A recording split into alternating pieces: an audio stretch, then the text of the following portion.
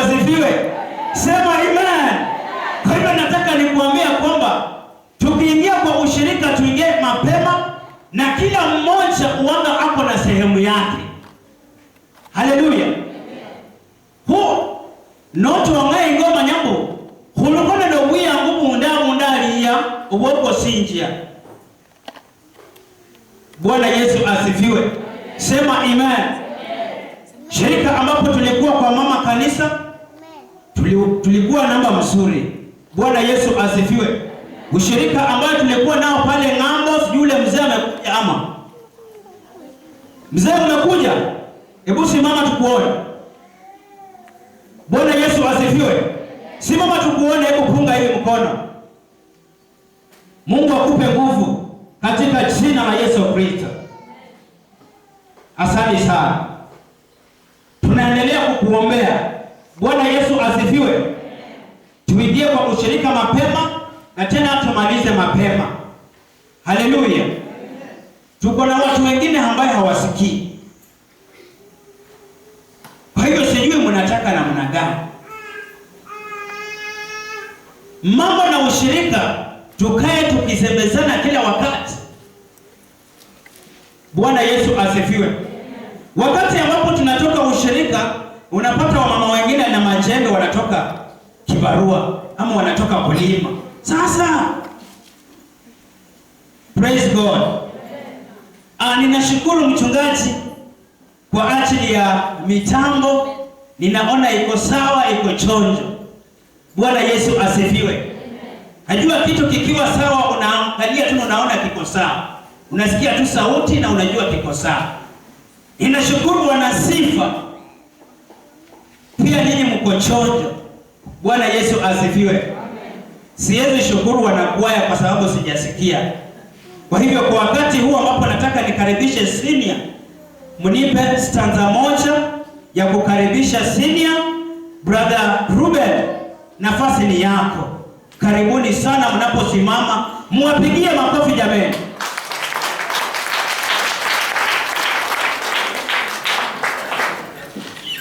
Tusimame kwa miguu zetu miwili jameni. Simama, patia kiti nafasi. Huyo ni nani huyo mwenye amekaa huyo? Karibu.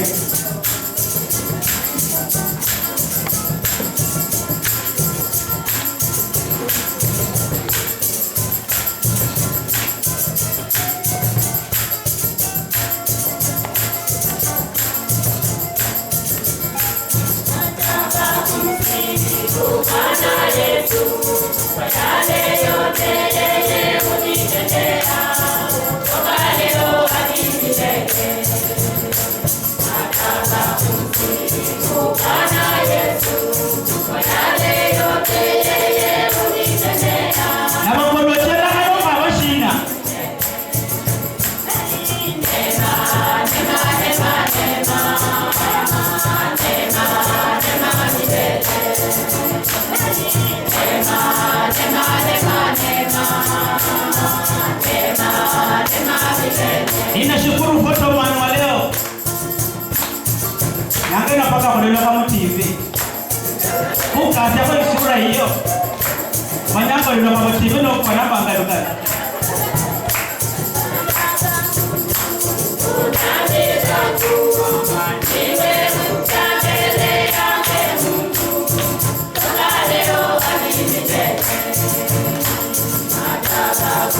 Karibu sana sini.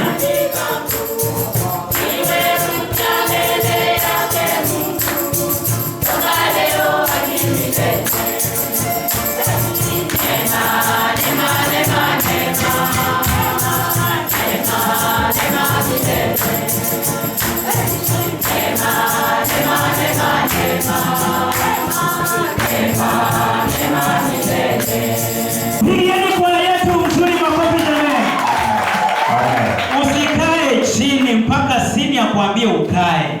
Karibu sana sini. Asante. Sasa wale ambao wamesimama tukae na mama Assembly na mke wangu wasimame.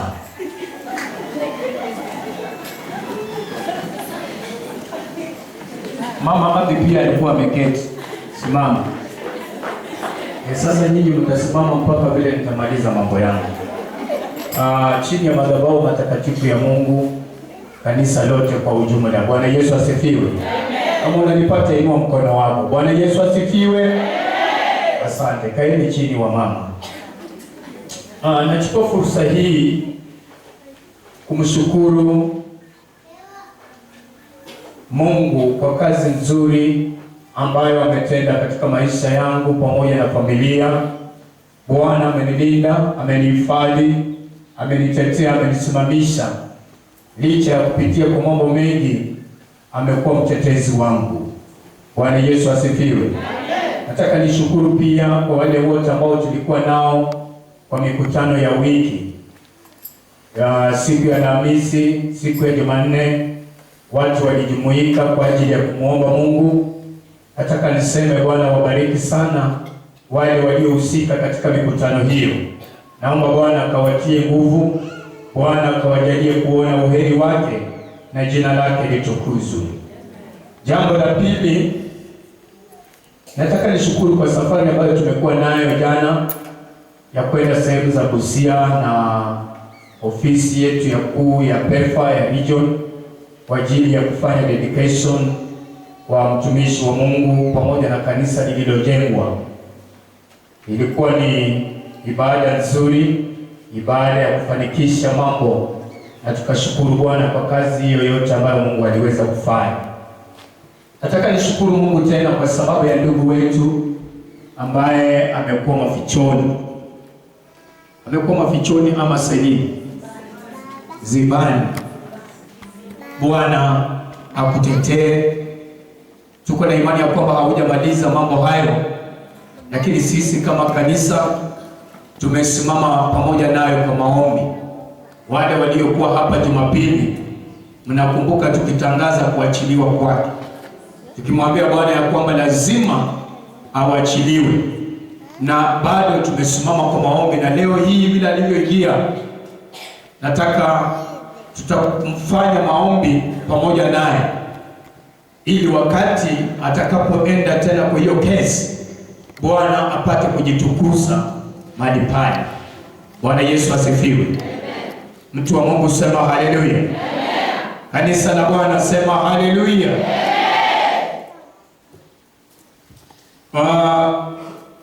Tulizungumza kuhusu ibada, ya kwamba ibada zetu tutakuwa tunazianza mapema.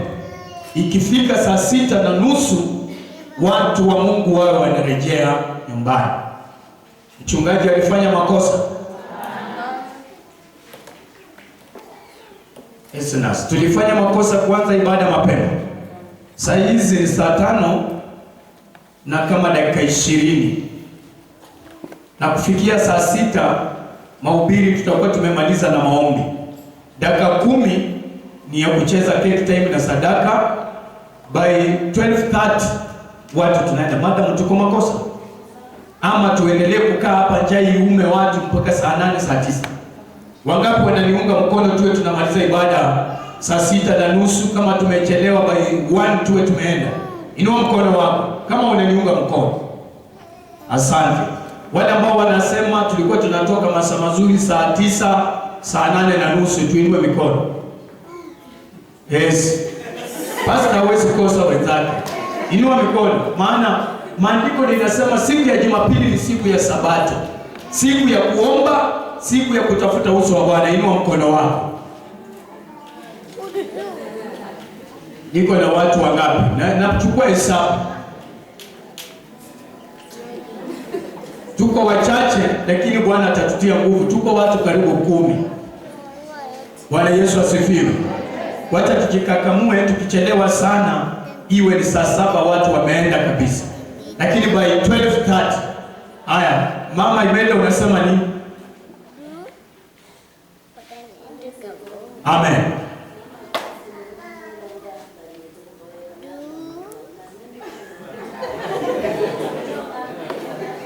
Amen. Mama anasema akitoka hapa saa 6:30 ataboeka.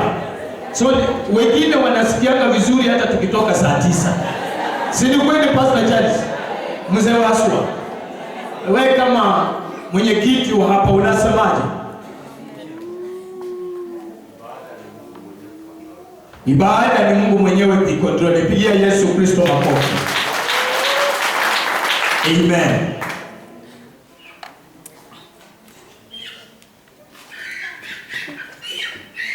Tafadhali tuingie kanisa. Vijana wamekuwa na ibada yao na walikuwa vijana 6 peke yao. Saa 3 kamili walikuwa wameanza ibada yao. Saa 3 kamili walikuwa wameanza. Saa 3:30 nikaambia chairman, ninaanza ibada mimi. Na tukaanza worshiping by 9:30. By 10 tulikuwa tumefungua ibada rasmi. Ninaomba hivi, kama umechelewa zaidi, wewe mshirika na vijana wa hapa, tafadhali tuingie saa 3:30 ili tukimbizane na wakati. Biblia inasema ya kwamba Roho Mtakatifu wa Mungu ako na control. Kwa hiyo kanisa la kiroho pia liko na utaratibu wa ibada. Bwana Yesu asifiwe. Hata kama Mungu anataka twende sana, atatupa mwongozo mwenyewe vile tutakavyoenda. Maana Bible ikaniambia katika Wakorintho, Paulo akasema kuhusu Roho Mtakatifu jinsi anavyo hudumu. Bwana Yesu asifiwe. Ya kwamba Roho Mtakatifu wa Mungu anatii madhabahu, anatii nabii mwingine. Kwa hiyo hata Roho akishuka na aanze kuhudumu, tukimwambia amen, atasikia, tutaomba na tunaenda nyumbani. Sema haleluya. Mapepo yakiinuka, Bwana ametupa mamlaka ya kufunga na kukemea nguvu za mapepo. Tuko na uwezo ambao Bwana ametupa. Tutayafunga na tuambie nyamaza kabisa mpaka wakati Bwana atatupa neema tena. Sema amen. Tuko hapa na mchango mwezi wa 5. Mwezi wa 5 ni huu. Leo ni siku ya assembly. Nilikuwa nimesahau. Kumbe tumeingia kwa mwezi wa 5. Kwa mwana, leo ni siku ya assembly. Ulikuwa umejua? Unajuaga mapema. Leo ni tarehe 5, Jumapili ya kwanza kwa mwezi huu. Ni siku ya assembly. Karani, simameni wote. Simama na kitabu chako.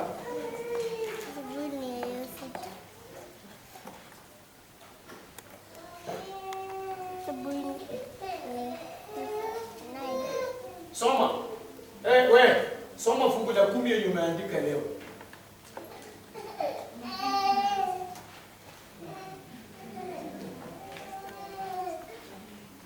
Leo tuko wengi church. Jana askofu alikuwa anafunza wilaya ya Mumias West kuhusu matoleo. Ikapatikana ya kwamba kanisa liko na washirika 50 linapeleka fungu la 10 kwa baraza shilingi 1,200. Akawaambia si vizuri kumwibia Mungu. Ni vizuri tujue kumfanyia Bwana jinsi mwenyewe anavyosema. Sema haleluya. Na tufunze pia watoto wetu kwa njia ya kutoa sadaka kwa Sunday school, kwa njia ya kusimama na kazi ya Mungu kama vijana. Na wewe pia mzazi, na mzazi hawezi funza mtoto iwapo mwenyewe hafai. Ukweli ama ni uongo? Soma.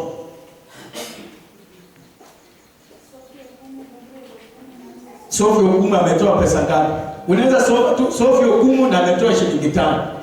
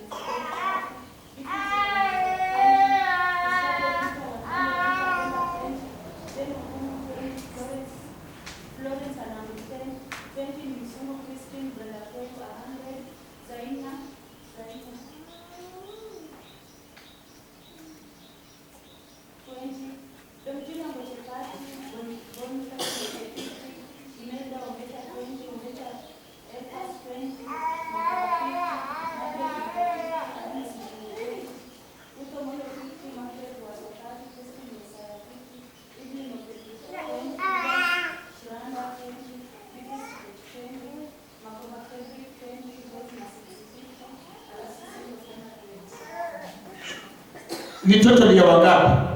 Au ni washirika? 38. Washirika tuko 38. Haya, nasikia sauti zikitoka. Kama uko pale na umepeana pesa zako, hawaja kuandika, kuja uonane naye, ama uko na fungu la 10 yako haujaitoa, njoo uonane na yeye. Kuja peana pesa zako pale. Leo hiyo pesa inapelekwa kesho. Sasa ikipelekwa kesho na yako haliko, bwana, utapokeaje baraka kutoka kwa askofu? Leta yako. Kujeni tu msimame hapo. Haya, mama soma viongozi. Hata washirika wengine. Ni sawa, unafanya vizuri, soma.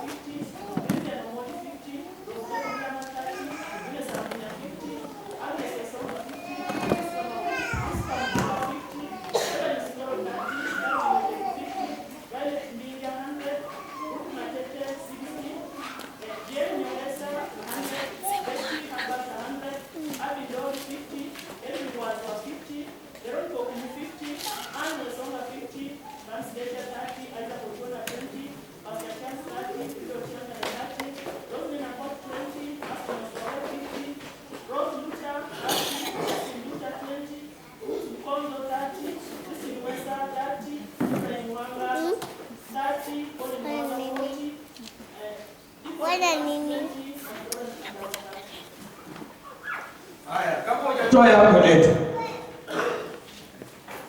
Makarani ndio hao hapo wawili. Ruka nipeana bwana. Alafu sasa tupate kusikia wenye wametoa wasimame na wenye hawajatoa waketi. Joshua, umetoa? Sijasikia jina lako. Utapiga keyboard yako. Wewe umetoa? Leo hakuna kupiga keyboard hapa. Usipiga kitu yenye utoangi bwana. Pastor, juzi umesikia pastor akisema asante kwa kutengeneza. Hii vitu inakulanga pesa bwana.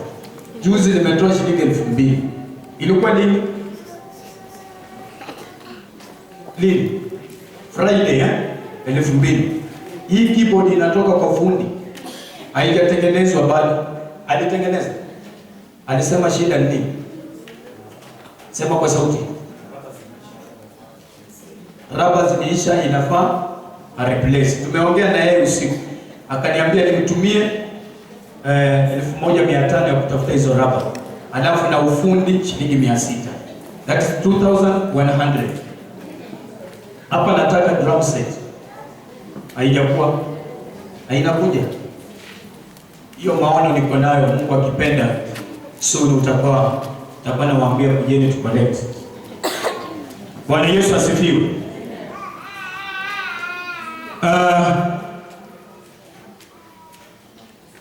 Wengine mama assembly andika, mama nani, mama Abi andika, watu wengine wasichazane hapa.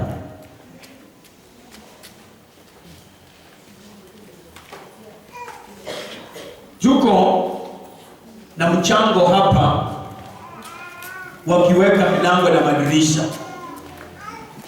kwa hili kanisa.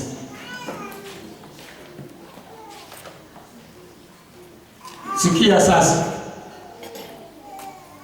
Tuko na mchango wa kuweka milango na madirisha kwenye hili kanisa. Sina wageni wa heshima. Naomba wewe unipe mgeni wa heshima. Bwana Yesu asifiwe. Tarehe 26 mwezi wa 5. Baba, umeleta mtoto wako nifanyie wakifu. Hiyo ni gharama. Utakuwa mgeni wangu wa kwanza. Tarehe 26 mwezi wa 5. Amen. Mpe Yesu makofi.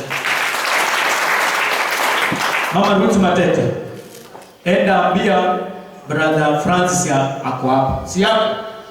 Nashindwa kwa nini leo hajaje. Enda umwambie pastor amerequest. Tulikuwa tumeongea hapo na yeye maneno na hili kanisa. Umwambie nimesema nimepanga hiyo shughuli niifanye tarehe 26 mwezi huu. Umwambie yeye ni mmoja wa wageni wangu wa heshima, na nikimaliza ibada nataka nimuone ndio niende nyumbani, nimwalike hiyo tarehe. Nimepata wageni wawili wa kuweka kwa kadi kama guest of honors. Ruben mwingine ni nani?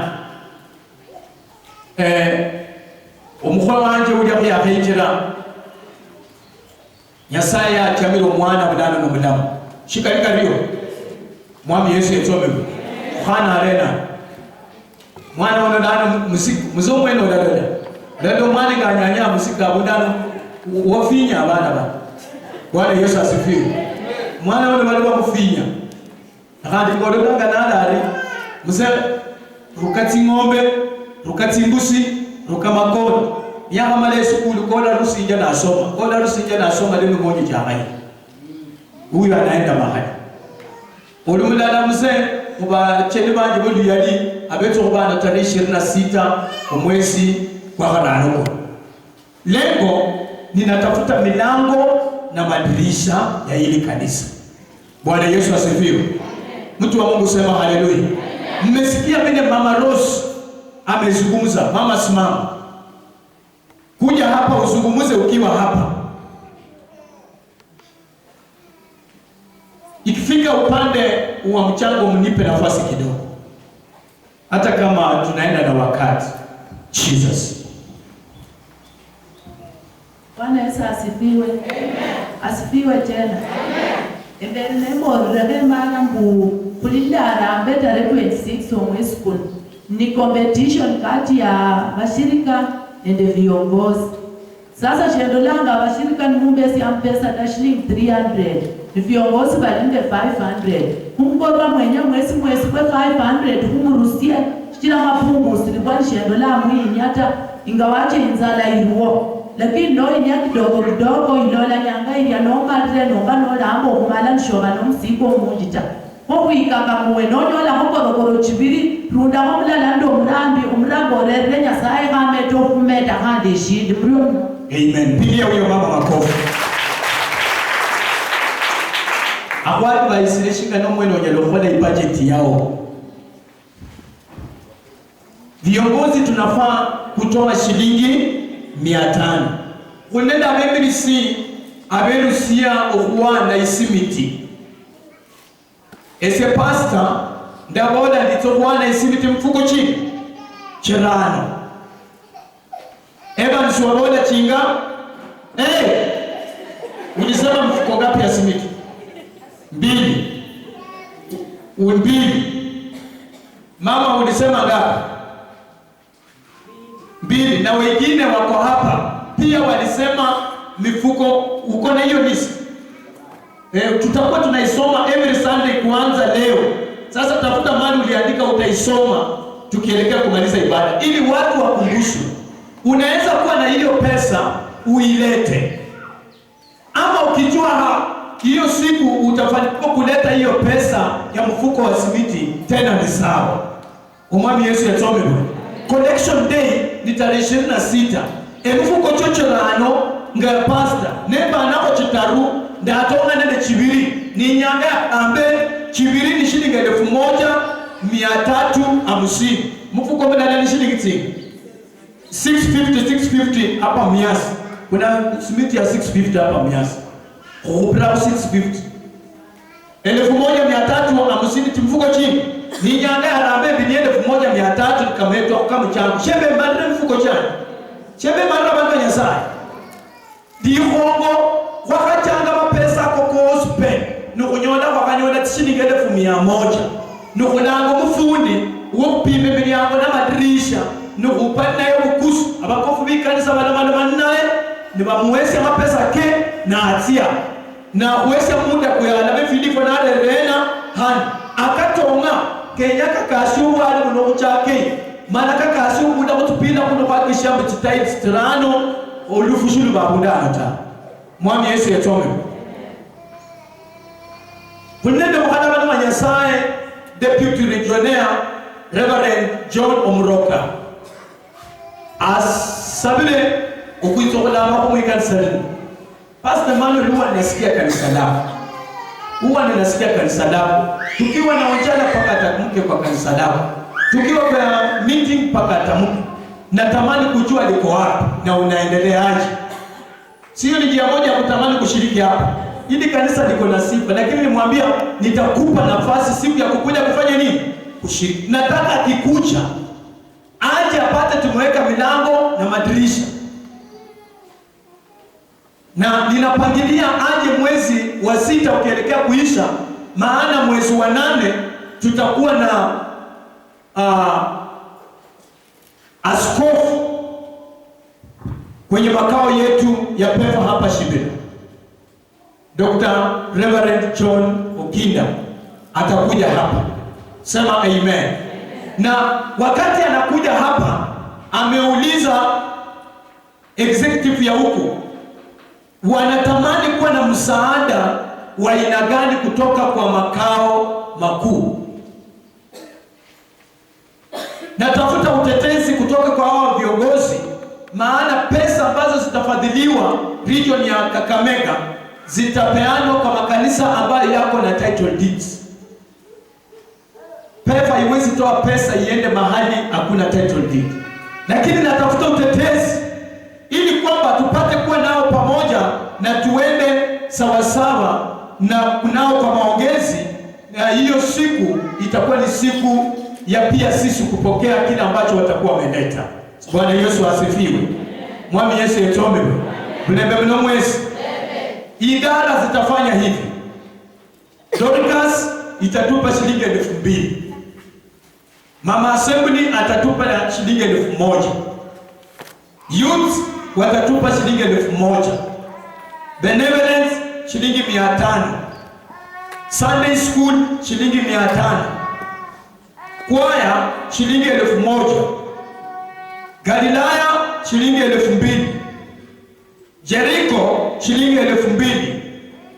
Canaan shilingi 2,000. Jerusalem shilingi 1,000. Kama haujasikia sema sijasikia, nirudie.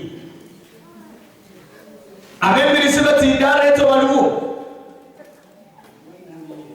Chiba ulini bosu.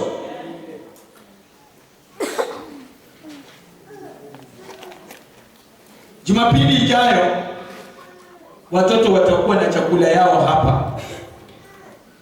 Watoto wale ambao wanakuja Sunday school, sio wale ambao wanakuja kwa ibada ya leo kubwa kama hii. Watoto ambao wamekuja kwa ibada hii hawajahudhuria ibada ya watoto.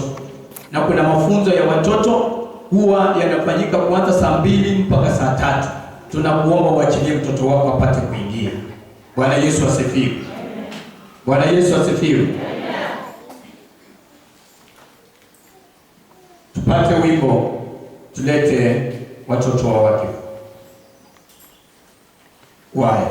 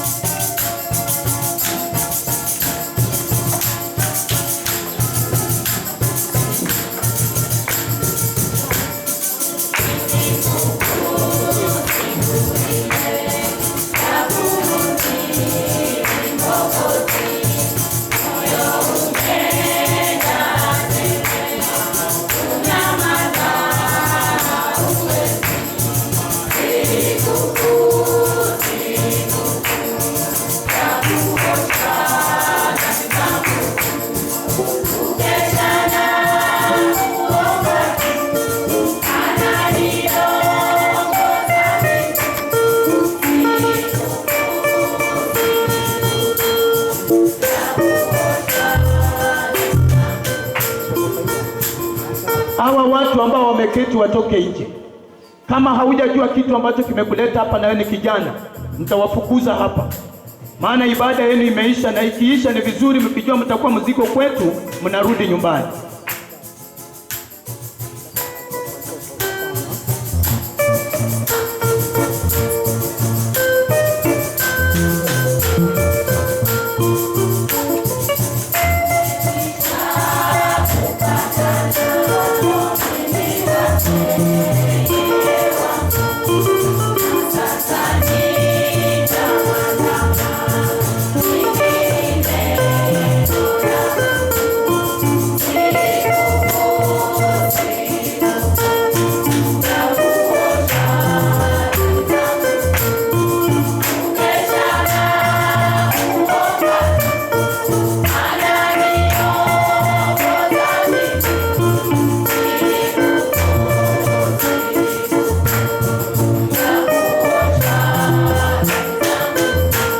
Baba wetu, ibada hii mbele zako tunaikabidhi. Tunaomba kibali kutoka kwako mbinguni, ya kwamba tunapofanya ibada ya kuweka mtoto huyu wa Bwana, tunaomba mwongozo wako katika jina la mwanawe Yesu Kristo Bwana wetu. Basi wakamletea watoto wadogo ili awaguze. Wanafunzi wake wakawakemea, ila Yesu alipoona alichukizwa sana, akawaambia, waacheni watoto wadogo waje kwangu, msiwazuie, kwa maana watoto kama hawa ufalme wa Mungu ni wao. Amini nawaambieni, yeyote asiyeukubali ufalme wa Mungu kama mtoto mdogo hata uingia kabisa. Akawakumbatia, akaweka mikono yake juu yao, akawabariki. Kwaya.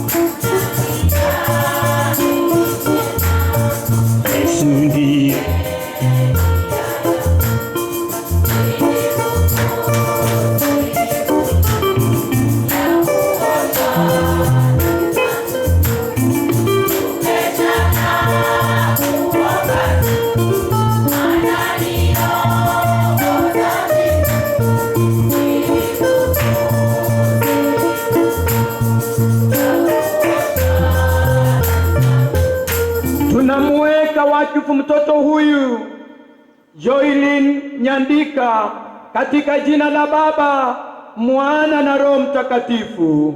Amen. Kwaya.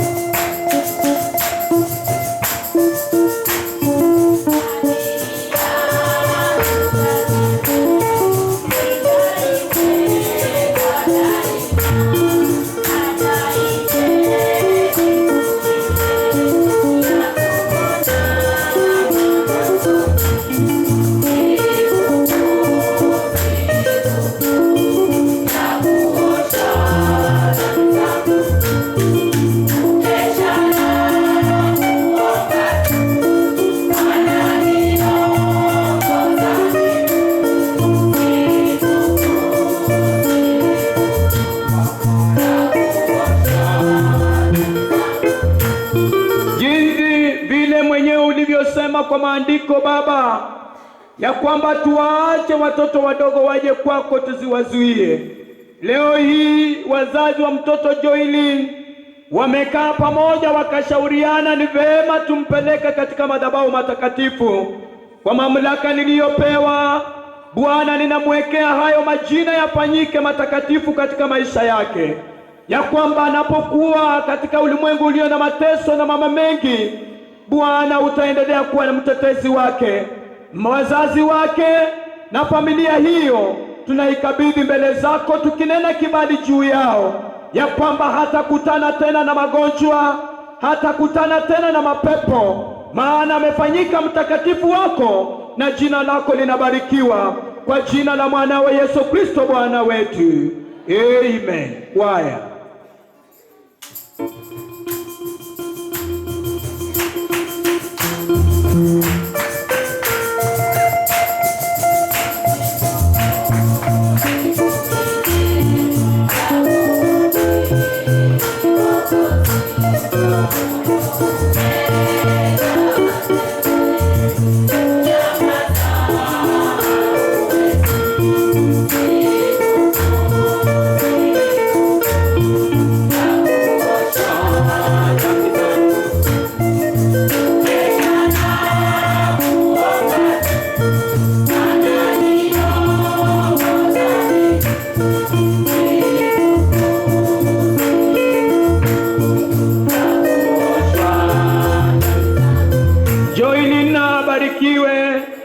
Joylin na ainuliwe. Kwaya.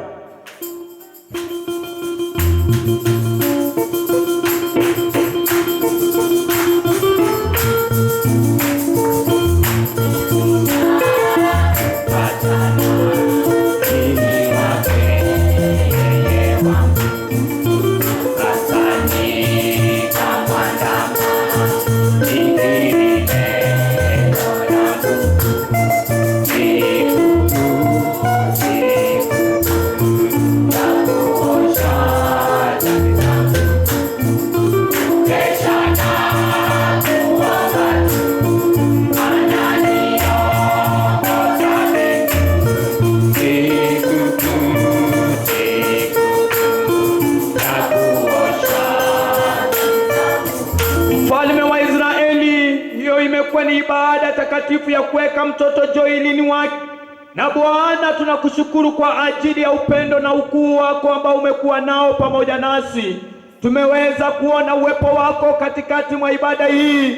Wazazi wake mbele zako wamenyenyekea, wakijua kwamba madhabahu yako matakatifu, mtoto wao akiingia hapo atapokea maisha mazuri. Ndipo kanisa lako limeamini ya kwamba Joyline maisha yake haitabaki jinsi yalivyokuwa, bali yatakuwa na mabadiliko na jina lako litatukuzwa, kwa jina la mwanawe Yesu Kristo Bwana wetu. Amen. Bwana abariki wazazi wa Joyline. Amina. Kwaya tuendelee. Amina. Bwana abariki sana. Amen. Bwana awe pamoja nanyi. Amina. Bwana abariki sana. Amina. Ya kwa Bwana.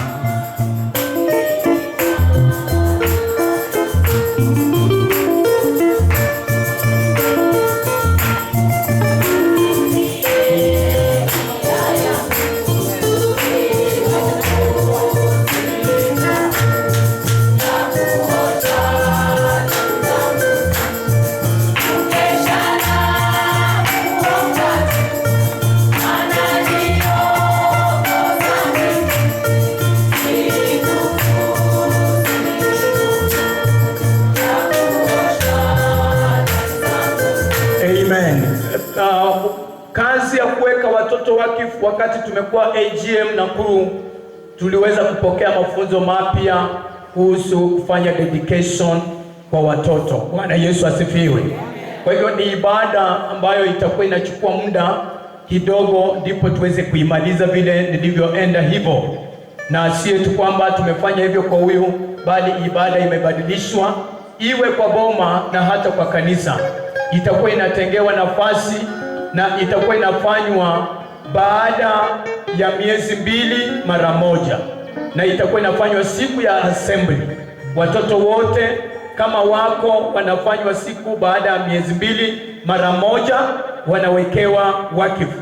Na kwa wale wanaopanga kufanya wakifu kule nyumbani, tutapata pia utaratibu huo. Hawajaweka muda wa kufanya wakifu watoto nyumbani.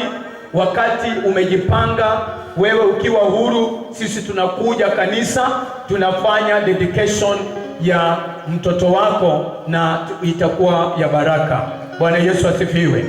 Nataka tuwalete waimbaji watupe wimbo tunapoleta mnenaji wa neno la Mungu. Mnenaji ako na dakika 15 kufanya mahubiri, kisha baadaye tutoe sadaka, tufanye cake time kwa dakika 10 tuende nyumbani. Naomba mnenaji tafadhali tutumie wakati wetu vizuri, ili watu wa Mungu pia warudi kwa wakati ufaao. Bwana Yesu asifiwe. Mtu wa Mungu sema haleluya. Kanisa sema haleluya. Chukua mic nyingine, chukua mic pale nyingine. Kanisa sema haleluya. Nataka tuweze kumsifu Bwana. Kama ni kumsifu Bwana, wapendwa, wacha tumsifu. Jana ndio nimekutana na waimbaji. Nimekutana na waimbaji nikasema mimi sina waimbaji. Nilimwambia mapema, nikasema tunafanya mchezo. Jana nikaambia mzee Daniel, bwana drum set ni 42,000. Hiyo iko kwa akili yangu na itafuta. Hizi vitu ninatengeneza moja kwa moja, itakuwa sawa, na tunaongeza speaker 2 na tunaongeza drum set. Tuko na jamaa ameniambia next Sunday anakuja, ataanza kutrain waimbaji uimbaji. Sema haleluya. Tunataka kufanya kazi ya kwenda far. Sema tunataka kwenda mbali. Mwambie mwenzako tunataka kwenda mbali. Bwana Yesu asifiwe. Jana unajua hawa maskofu ambao mnaona makanisa yao hayana vyombo. Hawa watu mnaona wakiwa na manguo ya papo hawana vyombo. Jana walifika kule, nikaona huyu mchungaji ambaye anaitwa John Mroka Deputy Legionnaire. Huyo jamaa kuna vyombo kwa kanisa lake. Jamaa alichukua muziki, na ni jamaa mzito. Alichukua muziki mpaka nikasema huyu ako na vyombo huyu. Akasema wakati atafika hapa mtajua yeye ni mwimbaji. Nikamwambia mimi niko na waimbaji shupavu. Nikamwambia niko na wazee pale nyuma. Wakati utakuwa unaimba utawaona kwa kucheza. Sasa naomba tufanye mazoezi ili anapokuja, na ni mzee. Huyu mchungaji ni mzee na anacheza. Bwana, wazee akikuja msituaibishe. Akicheza msituaibishe. Sema haleluya.